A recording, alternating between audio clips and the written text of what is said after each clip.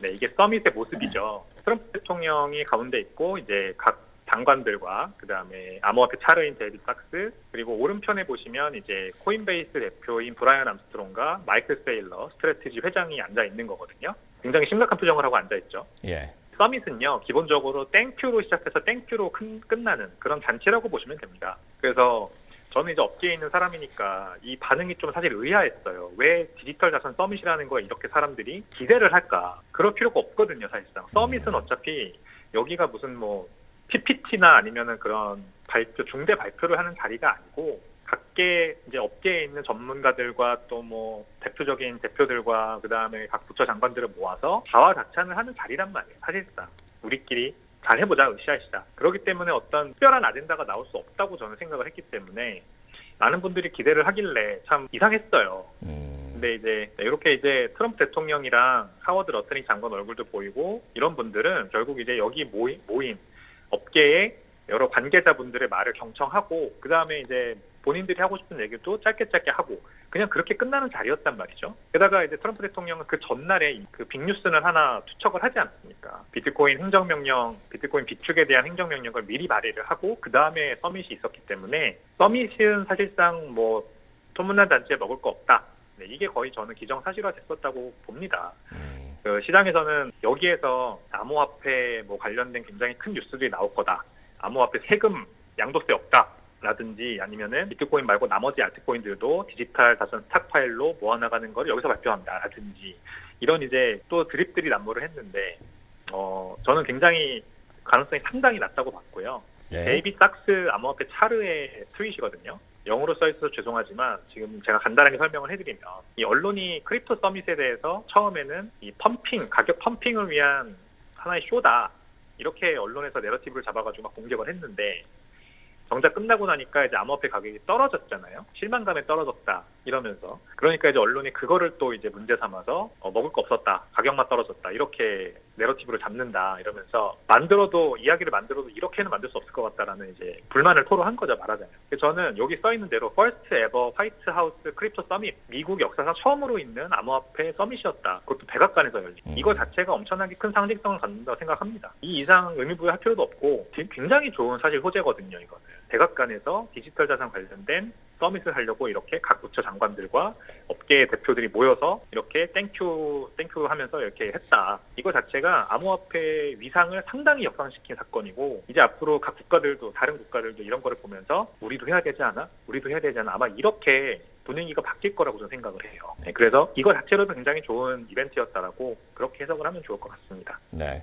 뭐 시장에서 워낙 과도하게 기대감을 하다 보니까 그만큼 이제 매도 물량이 출회하면서 하락을 했다. 이런 네. 측면으로도 해석을 할 수가 있을 것 같은데 네. 이 서밋 안에서 나왔던 몇 가지 이제 오픈된 내용을 좀 보니까 크립토의 포트녹스를 만들겠다 이런 얘기를 했어요. 그러니까 이제 연준의 금고와 같은 것을 크립토 버전으로 좀 만들겠다라는 게 비트코인 전략 비축 자산 뭐 이런 거 아니겠습니까? 그런데 솔직히 말해서 이날 나왔고 전날에 나왔던 행정명령에서 밝혀졌듯이 신규 매수가 없는 비트코인 비축금을 마련하겠다라고 했는데 이게 시장에서 실망한 이유가 있는 것 같아요. 현실적으로 가능할까요? 일단 그 행정명령의 법안이 어떤 언어로 쓰여 있는지를 제가 자세히 봤거든요. 굉장히 중요한 포인트입니다. 즉 행정명령이라는 법안은 변호사들이 붙어가지고 그 언어들을 다 작성하고 검수를 하는데 can 또는 may라고 표현을 하거든요. 할 수도 있다.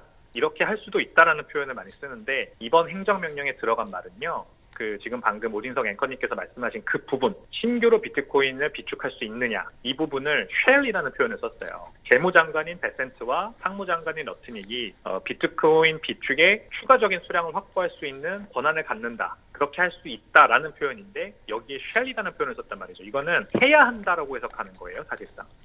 할 수 있다가 아니라. 근데 이제 국내 언론에는 대부분 그렇게 할 수도 있다라는 식으로 많이 표현이 되더라고요. 근데 사실상 해야 한다라고 해석하는 게 맞아요. 이런 경우에는 법안이기 때문에. 어떻게든 방법을 마련해 올 거라는 게 일단은 첫 번째고 두 번째 어떻게 할 거냐. 앵커님께서 여쭤보신 대로 지금 가장 많이 거론되고 있는 게 뭐 그동안은 계속해서 여러 가지 얘기들이 있었어요. 디지털 포트녹스니까 포트녹스에 있는 금괴를 재평가해서 그 차액만큼 판 다음에 비트코인을 마련하면 된다. 그러니까 예산 중립적인 방법을 쓰라고 했기 때문에, 즉 납세자들의 신규 납세 부담 없이 비트코인을 마련할 수 있어야만 하기 때문에 금을 팔고 사면 된다라는 게 일단 가장 첫 번째로 나왔고, 그리고 미국의 미주리주에 가면은 지하 창고에 약 14억 파운드에 달하는 치즈 저장고가 있다고 합니다. 이 치즈 저장고에 있는 치즈를 팔면 된다, 이런 얘기도 나왔어요.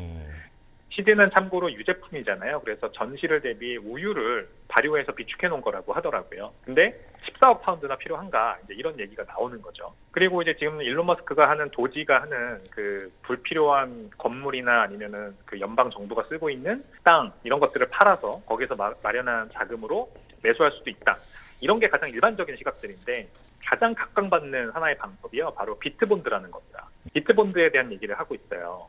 비트본드는 미국채 10년물을 말하는 거거든요. 미국 재무부가 10년물 국채를 발행을 하는데, 이런 방식으로 발행을 한다라는 겁니다. 90%는 이 미국 재무부가 발행한 채권이니까 미국 정부가 이제 재원을 마련하는 데 쓰고, 10%는 비트코인을 사는 데 쓴다. 그래서 국채를 발행하고 10%는 비트코인 사는 데 쓴다는 거죠. 사는데. 그리고 1%의 금리를 매년 준다. 10년 만기니까 10년 동안 주는 거죠. 1%는 참고로 비트코인으로 주는 겁니다. 그래서 10% 비트코인을 사는 거고요. 그 다음에 비트코인 가격이 오를 거 아니에요. 10년 만기 동안. 사놓은 비트코인의 가격이 오르면 50%는 4.5%의 복리 이자로 추가로 지급을 합니다. 국채를 매입한 투자자에게. 여기 이제 100%라고 되어 있지만 50%입니다. 그리고 남은 50%의 수익은 미국 정부가 가져가는 거죠. 그래서 비트코인 업사이드에 대한 포텐셜을 50대 50으로 투자자와 미국 정부가 나눠 가지는 그런 형태의 지금 국채를, 이 화면에 계신 분은 뉴마켓 캐피털이라고 하는 헤지펀드의 CEO입니다. 이분이 지금 설계를 해가지고 미국 행정부에다가 로비를 통해서 계속 제안을 하고 있거든요. 그리고 이 행사는 비트코인 폴리시 인스티튜시라고 신시아 러미스 장관이나 마이클 세일러가, 장관이 아니죠, 상원의원과 마이클 세일러가 참여한 그저께 있었던 행사였습니다. 여기에서 이제 나온 비트본드에 대한 어떤 그 전략적인 스트래티지, 전략을 얘기한 거였어요. 이걸 통해서 미국이 비트코인 지금 마련하는 게, 예산 편성 없이 마련한 게 가장 효과적이지 않냐, 얘기가 가장 많이 나오고 있는 중이고요.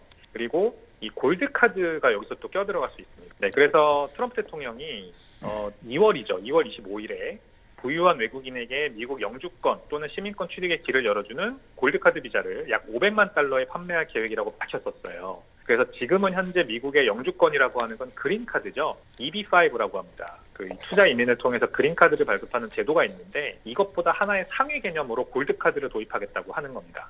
그래서 500만 달러를 내면은 이제 미국 시민권을 얻을 수 있는 길을 주겠다라고 하는 건데, 이 비트본드에 투자하는 투자자들에게 골드카드를 지급한다, 이런 조건을 걸면은 표면 금리가 사실 1%인 채권이기 때문에 투자 매력도가 떨어진다고 생각하는 사람들도 너도 나도 살 것이다 라는 지금 전략인 거죠.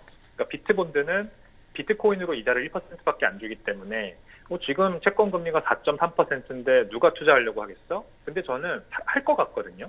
왜냐하면 비트코인 가격이 올라갈 테니까.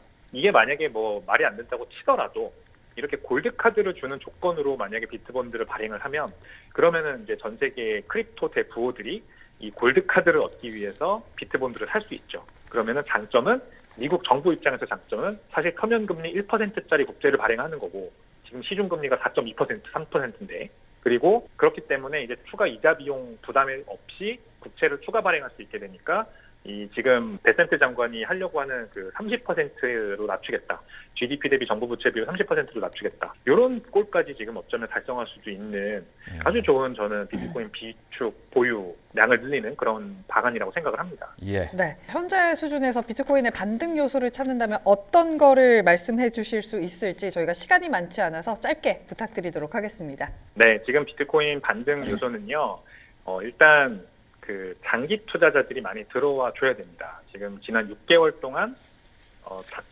지난 6개월간 비트코인을 보유하고 있었던 사람들의 지갑 수가 가장 적은 수준이라고 하거든요. 그래서 이런 통계가 보여주는 건 뭐냐면은 비트코인에 좀 믿음이 사라진 그런 중장기 투자자들이 지금 많이 늘었다라는 거를 의미를 하는 겁니다. 그래서 지금 센티먼트가 좋지 않고, 결국 제가 아까 처음에 말씀드린 것처럼 거시경제에 대한 불확실성이 먼저 거치고, 그다음에 유동성이 늘어나서 비트코인 시장에 자금이 많이 쏟아져 들어올 수 있는 상황이 되면, 그때 결국 가격이 급격하게 오를 수 있는 거는 많은 장기 투자자들이 들어와 있기 때문에 가능한 거거든요. 그래서 지금부터 사실 이 장기 투자자들이 막 사줘야 돼요. 근데 다행히 지난 72시간 동안, 지난 3일 동안 비트코인 고래 지갑들이 22,000개의 비트코인을 추가 매수를 했습니다. 그래서 다시 고래 투자자들이 들어오는 모습을 보이기 때문에 저는 지금 상당히 좋은 환경에 놓여 있다고 생각을 하고 조만간 턴어라운드 할 수 있지 않을까 그렇게 생각을 하고 있습니다. 네. 다시금 턴어라운드 할 수 있는 기회를 좀 기다려 보도록 하겠습니다. 다음에 기회가 되면은 저희가 백훈종 대표를 스튜디오로 직접 한번 모셔서 조금 더 여유 있고 빠른 템포로 한번 네. 공유를 해 보도록 하겠습니다. 자, 밤 늦은 시간 대단히 좋은 말씀 고맙습니다. 네, 감사합니다. 예.